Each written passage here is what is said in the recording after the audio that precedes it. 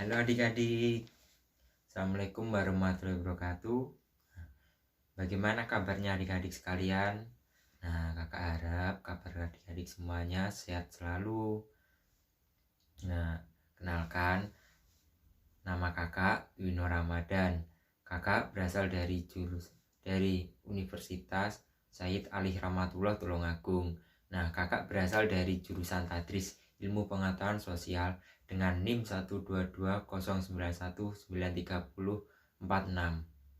Nah, sebelum memulai pelajaran, kakak harap semua adik-adik berdoa dulu agar ilmu yang kita pelajari hari ini berkah.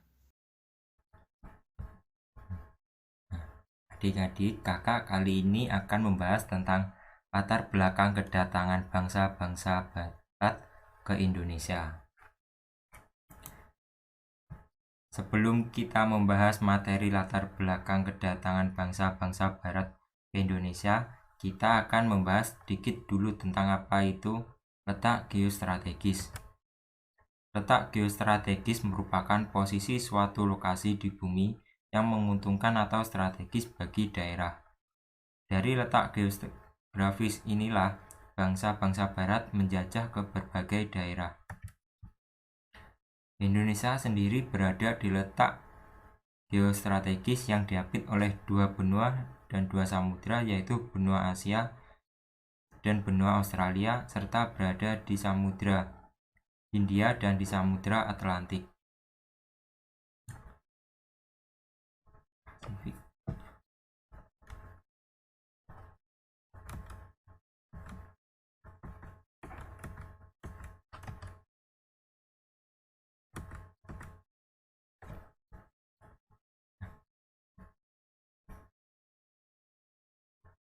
Adik-adik, kakak akan membahas tentang kedatangan bangsa. Kakak kali ini akan membahas tentang latar belakang kedatangan bangsa-bangsa Barat ke Indonesia.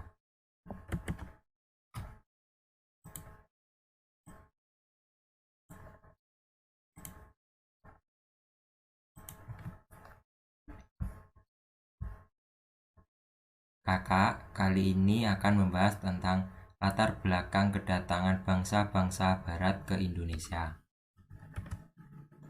Sebelum kita membahas materi latar belakang kedatangan bangsa-bangsa Barat ke Indonesia, kita akan membahas sedikit dulu tentang apa itu letak geostrategis.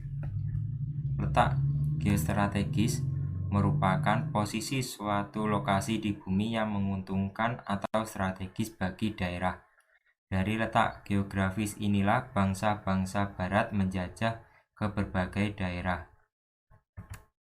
Indonesia sendiri berada di antara dua benua dan samudra, yaitu berada di antara dua benua, yaitu benua Asia dan benua Australia, serta berada di antara Samudra Hindia dan Samudra Pasifik.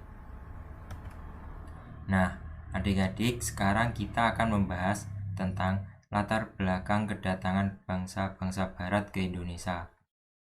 Dari letak geostrategis menjadikan Indonesia sebagai primadona oleh bangsa-bangsa asing dikarenakan Indonesia berada di posisi silang antara dua benua dan dua samudra. Indonesia juga berada di jalur pelayaran dunia sehingga banyak bangsa Barat yang sekedar singgah ataupun berdagang. Selain itu adik-adik, kekayaan alam Indonesia menarik perhatian bangsa-bangsa Barat untuk datang ke Indonesia. Kekayaan alam Indonesia seperti rempah-rempah menjadi daya tarik bangsa Barat.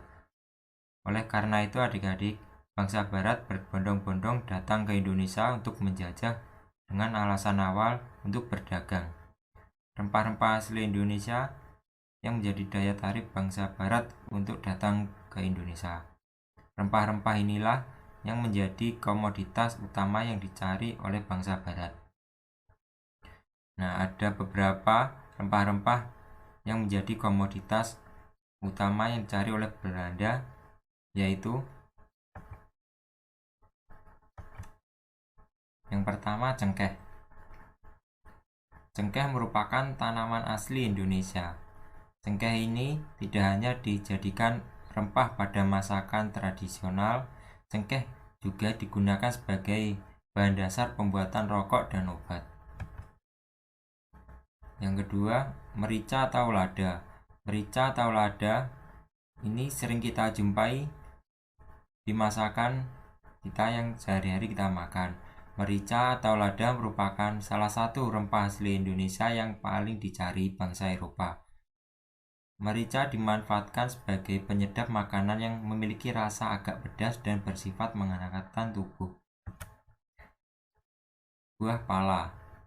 Pala merupakan rempah asli dari Maluku. Pala yang diproduksi di Indonesia memiliki kualitas terbaik di dunia. Kegunaannya sangat beragam, mulai dari bumbu penyedap, kue, minuman penyegar, bahkan dibuat manisan hingga dijadikan sebagai bahan pengawet. Nah, selain itu bangsa barat datang ke Indonesia itu membawa motivasi, yaitu motivasi 3G, Gold, Gospel, dan Glory.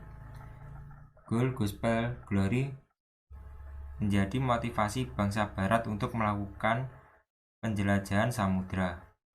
Gold, Gospel, Glory terkenal dengan sebutan 3G dikarenakan Gold, Gospel, Glory berawalan dengan huruf G. Gold. Gold artinya yang identik dengan emas dan kekayaan. Bangsa barat datang ke daerah jajahan untuk menambah kekayaan dengan cara memonopoli daerah jajahan. Bangsa barat memonopoli daerah jajahan untuk menambah kekayaan mereka. Glory. Glory yang artinya kejayaan. Motivasi Glory mencari kejayaan dengan meluaskan daerah jajahan.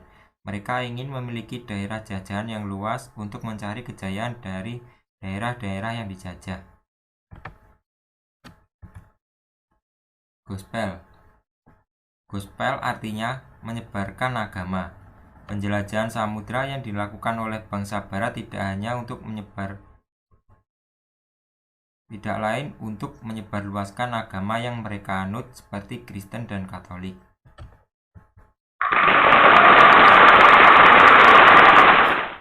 Sekian dari materi yang kakak sampaikan. Ada kurangnya kakak mohon maaf. Assalamualaikum warahmatullahi wabarakatuh.